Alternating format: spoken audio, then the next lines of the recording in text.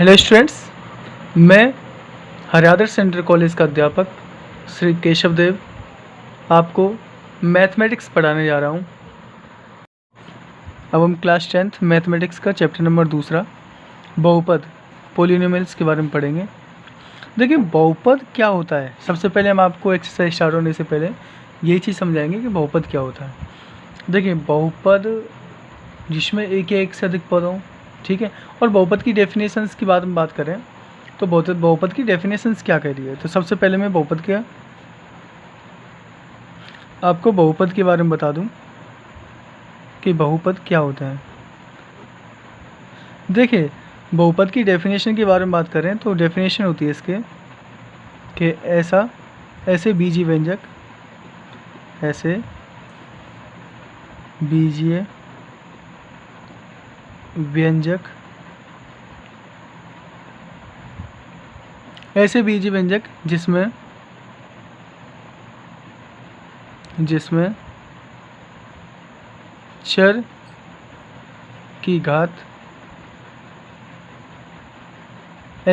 व्यंजक जिसमें चर की घात एक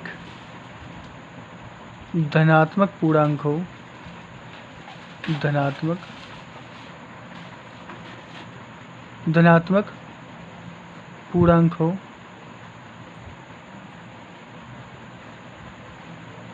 उसे हम बहुपद कहते हैं। देखिए इसका मतलब क्या है, यानी कि ऐसे बीजीय व्यंजक। अब इसमें बीजीय व्यंजक क्या है आपको इसके बारे में बता दूं। देखिए बीजीय व्यंजक वो होते हैं जिसमें एक या एक से अधिक पद को मिलाकर, इसमें चर संख्याओं की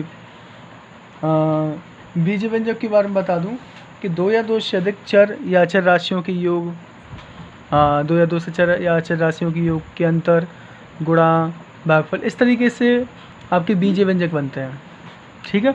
तो जैसे 2x²। अब इसमें बीजीय व्यंजक के बारे में कहा गया। फिर आगे की बात करिए कि चर की घात। अब ये चर राशि क्या होती हैं। देखिए चर राशि होती हैं जिसमें आप डिनोट करते हैं x में, y में, z में, t में, इस तरीके से आप चर राशि को डिनोट्स करते हैं। और अचर राशि क्या होती है, अचर राशि को कहते हैं कांस्टेंट। 1 2 3 ये आप कांस्टेंट टर्म को लेते हैं। अचर राशियों को 1 2 3 इस तरीके से गिनतियों में गिनते हैं और चर राशियों को हम x y z a b c d इस तरीके से लेते हैं। देखिए चर की घात एक धनात्मक पूर्णांक हो। आपको पूर्णांक के बारे में समझना होगा कि पूर्णांक क्या चीज़ है और धनात्मक पूर्णांक। देखिए पूर्णांक हमारे शुरू होते हैं नेगेटिव और पॉजिटिव, जिसमें -∞ से लेकर +∞ तक पूर्णांक होते हैं। माइनस की भी संख्या आती है, जीरो भी आती है और प्लस की भी संख्या आती है। यानी कि ऐसे बीजीय व्यंजक जिसमें चर की घात एक धनात्मक पूर्णांक हो, यानी कि पूर्णांक तो हो लेकिन धन वाली संख्या होनी चाहिए, यानी कि प्लस वाली संख्या होनी चाहिए। जैसे 1 2 3 0 1 2 3 4 इस तरीके से प्लस वाली संख्याओं में आपके धनात्मक पूर्णांक बनता है। अब मैं आपको एक एग्जांपल लेके बता दूं कि बहुपद में किस तरीके से आपके टर्म आ सकते हैं।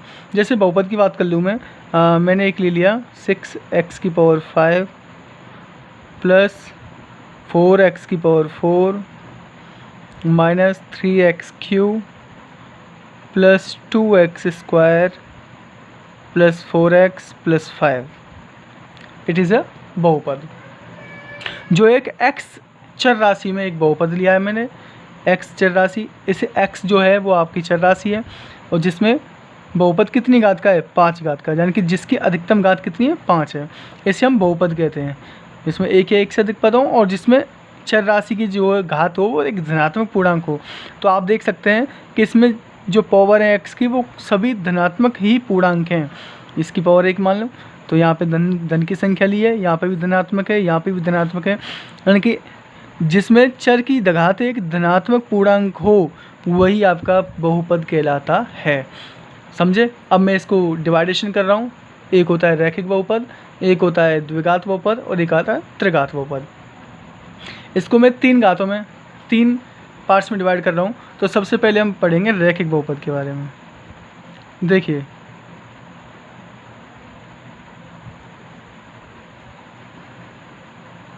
रैखिक बहुपद क्या होता है। देखो रैखिक बहुपद होता है कि एक ऐसा बहुपद बीजीय व्यंजक जिसमें चर की घात जो होती है वो 1 हो, अधिक से अधिक कितनी हो, 1 हो, यानी कि हम उसे क्या कहेंगे, रैखिक बहुपद कहेंगे। या आप कह सकते हैं कि ऐसा बहुपद जिसमें चर की अधिकतम घात कितनी हो, 1 हो, तो आप उसे रैखिक बहुपद कहेंगे। यानी कि रैखिक बहुपद होता है जिसमें चर की घात 1 हो। तो आप कह देंगे कि ऐसा बहुपद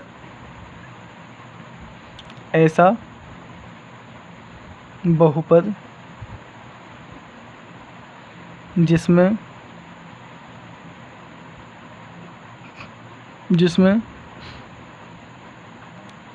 चर की अधिकतम घात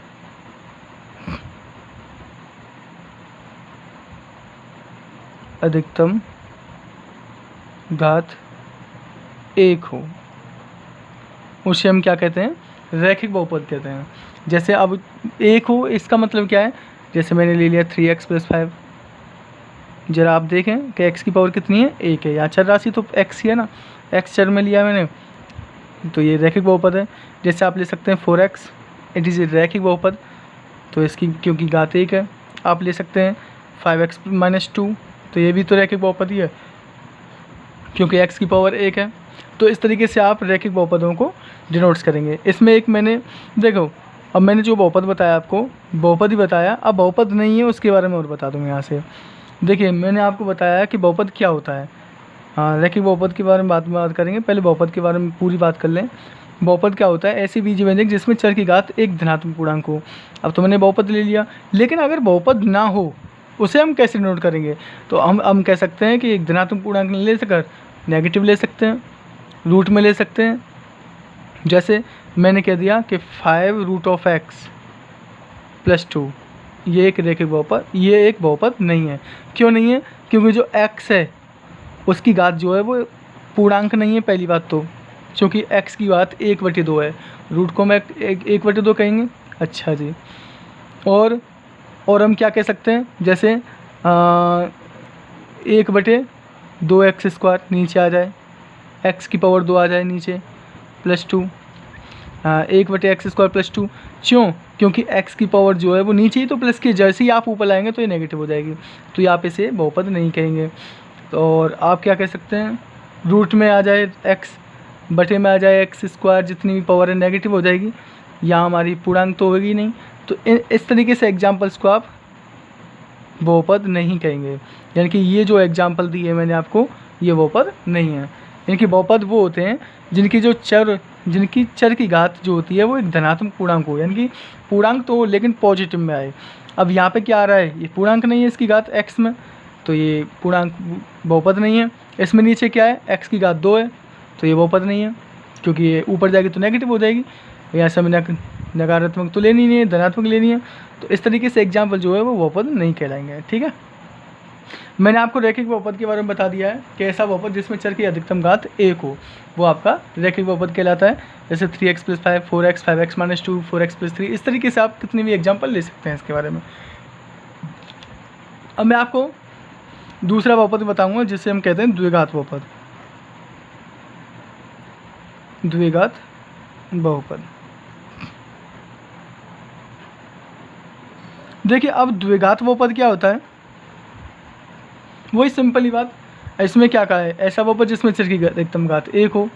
इसमें क्या कहेंगे, ऐसा बहुपद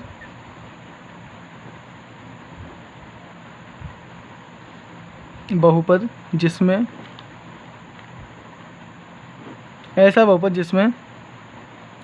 चर की अधिकतम घात 2 हो। समझ में आया, उसे कहेंगे द्विघात बहुपद, यानी कि जिसमें चर की अधिकतम घात कितनी हो, 2 हो। जैसे अब हम ले सकते हैं, जैसे x² + 2x + 5। जरा इसमें बताओ क्या ये द्विघात बहुपद नहीं है? यस, इट इज़ ए द्विघात बहुपद। क्योंकि इसमें x की जो है अधिकतम घात वो कितनी है, 2 है। और हम क्या कर सकते हैं, 3x की पावर 2 - 5x + 6, ये द्विघात बहुपद है। क्यों x की पावर 2 है इसमें अधिकतम। और आप क्या ले सकते हैं, x² - 2, ये भी द्विघात बहुपद है।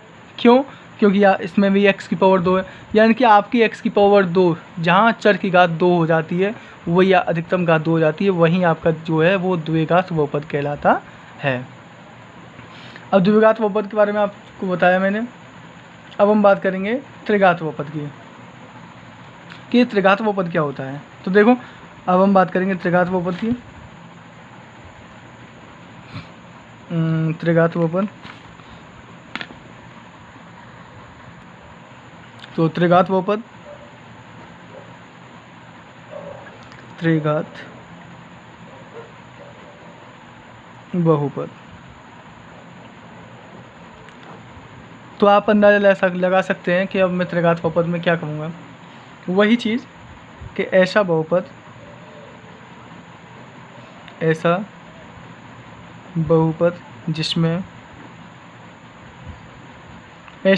जिसमें चर की अधिकतम घात